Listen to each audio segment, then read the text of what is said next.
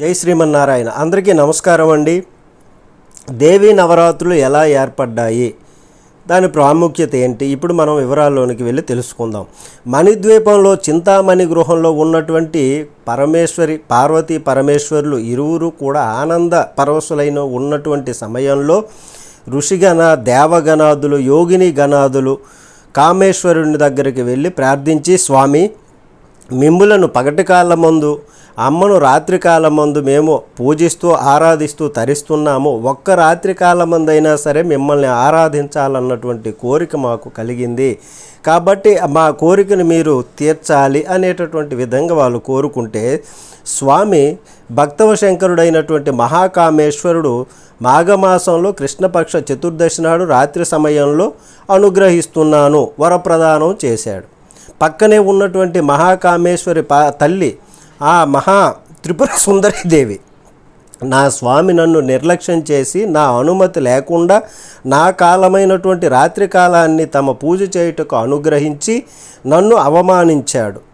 అవమానానికి తట్టుకోలేక మహాకామేశ్వరి మహంకాళి రూపాన్ని దాల్చి అనంత విశ్వాన్ని కూడా మింగేస్తానని చెప్పి శబదాలు చేస్తూ ఉగ్రరూపిణి బిల్వ వృక్షాన్ని ఎక్కి కూర్చొని వికటాటహాసం చేస్తుంది ఆ తల్లి. అయితే అమ్మ ఉగ్రరూపానికి లోకాలన్నీ తల్లడిల్లిపోయాయి, భయభ్రాంతులకు గురైపోయాయి. సర్వగణాలు కూడా మహాకామేశ్వరుని వద్దకు పోయి, స్వామి, తండ్రి, ఏమిటి లీల, మీరే దిక్కు, మేము మా ఆనందం కోసం మిమ్మల్ని రాత్రికాలం ఆరాధించాలని అడిగాము.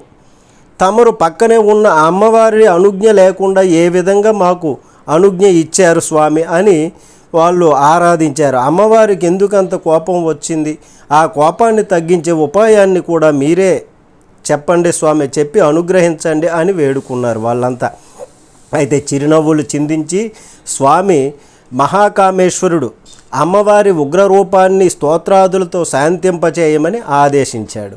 వారు 6 పగళ్ళు 6 రాత్రుళ్ళు అమ్మవారి యొక్క ఉగ్రతత్వాన్ని శాంతింపజేసేందుకు ప్రయత్నం చేసి విఫలురై మహాకామేశ్వరుని వద్దకు మరలా వచ్చారు, ఆశ్రయించారు.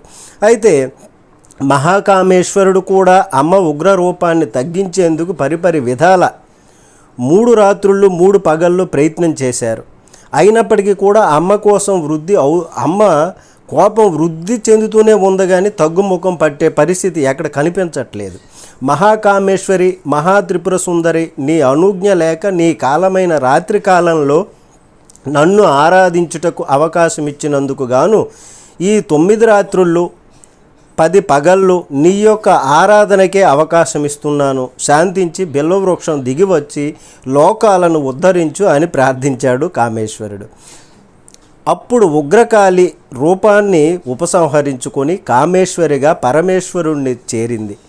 ఈ నవరాత్రుల్లో అమ్మకు ప్రియమైన అద్భుతమైన సుగంధ ద్రవ్యాలతో, హరిద్ర కుంకుమ పుష్పాదులతో, సాంబ్రాణి ఉగ్గులము, అగరు ధూపాలతో అమ్మవారిని సేవించినటువంటి వారికి సంపూర్ణ ఆయురారోగ్యాలతో వృద్ధి చెంది సకల ఐశ్వర్యాలు కలుగుతాయని, అలాగే ఈ నవరాత్రి కాలంలో జనుల పాలిట యమద్రష్టలు కానీ, యముని యొక్క కోరలు కానీ ఈ సమయంలో అనేకమైనటువంటి సూక్ష్మ క్రిములు విశేషంగా అభివృద్ధి చెందుతాయి.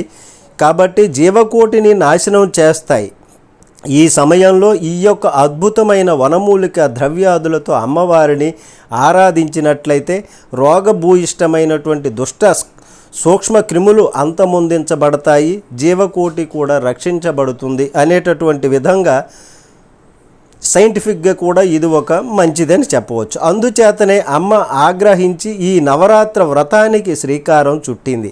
ఈ నవరాత్రుల్లోనే కృతయుగంలో దుర్గాదేవి మహిషాసుర సంహారం చేసినది. త్రేతాయుగంలో శ్రీరామచంద్రుడు రావణ సంహారం గావించాడు. ద్వాపర యుగంలో పాండవులు అజ్ఞాతవాసాన్ని ముగించుకొని ఆయుధాలు ధరించి విజయాన్ని పొందారు. అందుచేత ఈ నవరాత్రి విశిష్టత చెప్పుట ఆదిశేషునికి కూడా తరం కాదు. ఈ నవరాత్రి యొక్క గొప్పతనాన్ని చెప్పటం ఎటువంటి వారికి కూడా తరం కాదని భావము. కాబట్టి ఈ నవరాత్రి ఉత్సవాలు అప్పటి నుంచి ఈ విధంగా ఏర్పడ్డాయి. ఆ పరమేశ్వరుడు అనుగ్రహించాడు. 9 రాత్రులు 10 పగళ్ళు ఆ దేవి యొక్క పూజా కార్యక్రమంలో ఎవరైతే సద్బుద్ధితో చేసి చేస్తారో అట్లాంటి వాళ్ళు తరిస్తారు అని ఆ స్వామి అనుగ్రహించారు. జై శ్రీమన్నారాయణ. నమస్తే.